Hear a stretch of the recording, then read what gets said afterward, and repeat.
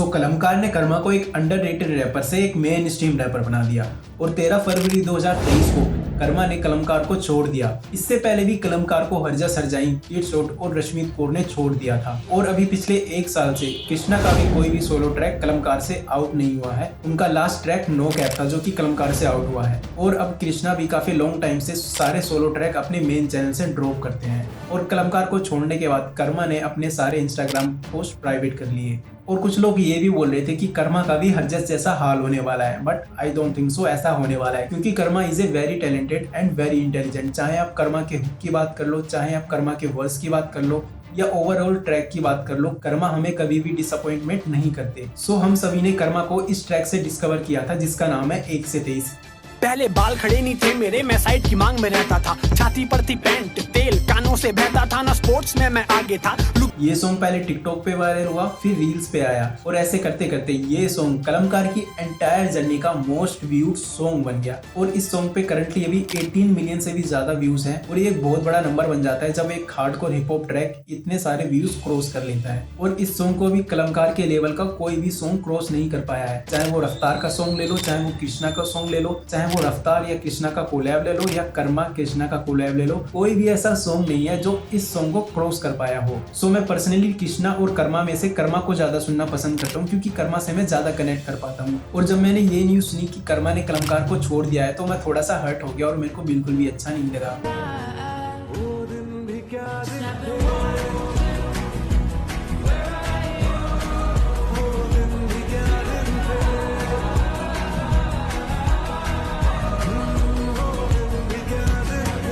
तो आज की इस वीडियो में हम ऐसे 3 रीजन जानने वाले हैं जिन रीजन की वजह से कर्मा ने कलमकार को छोड़ा है और इस वीडियो में मैं एक बोनस रीजन भी आपको बताने वाला हूँ। आई गेस आपने वो रीजन गैस कर लिया होगा मैं किस रीजन के बारे में बात कर रहा हूँ। सो वीडियो स्टार्ट करने से पहले मैं अपने बारे में बता देता हूँ। मेरा नाम है जीत सिंह और मैं इस चैनल पे ऐसे ही हिप हॉप से रिलेटेड कंटेंट लाता रहता हूँ। सो अगर आपको हिप हॉप कंटेंट अच्छा लगता है तो प्लीज इस चैनल को सब्सक्राइब करके आप अपना मेरे को सपोर्ट दिखा सकते हो।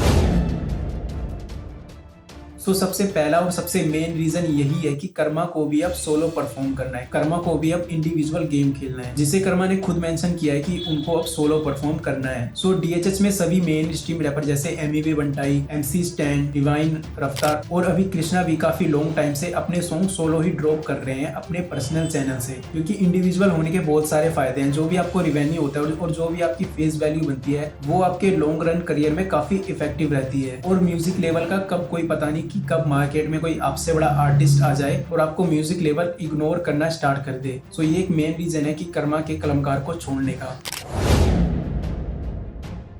सो दूसरा रीजन है बाउंड्रीज। सो जब कोई आर्टिस्ट किसी म्यूजिक लेवल को साइन करता है तो उसमें बहुत सारी बाउंड्रीज होती हैं, जैसे आप किसी XYZ आर्टिस्ट के साथ कोलैब नहीं कर सकते, उनके साथ हैंग आउट नहीं कर सकते, उनके साथ फोटो शेयर नहीं कर सकते एंड सो ऑन। और कुछ बाउंड्रीज ऐसी होती हैं जिसे हमें ऑन पेपर दिखाई नहीं देती, वो हमें जब दिखाई देती हैं जब आर्टिस्ट बड़ा हो जाता है, जब आर्टिस्ट अपना नाम कमा लेता है, जब वो चीजें आर्टिस्ट को पता चलती हैं तो इससे वो चीजें खराब हो जाती हैं और वो आर्टिस्ट उस लेवल को छोड़ देता है।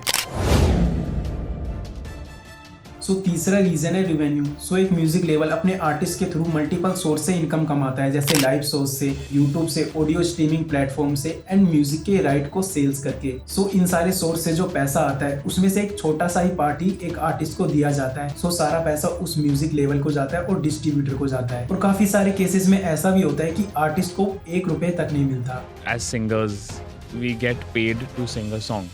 And that's not true to your pocket. Sometimes if you ask for money, it becomes like, dude, बहुत attitude आ गया।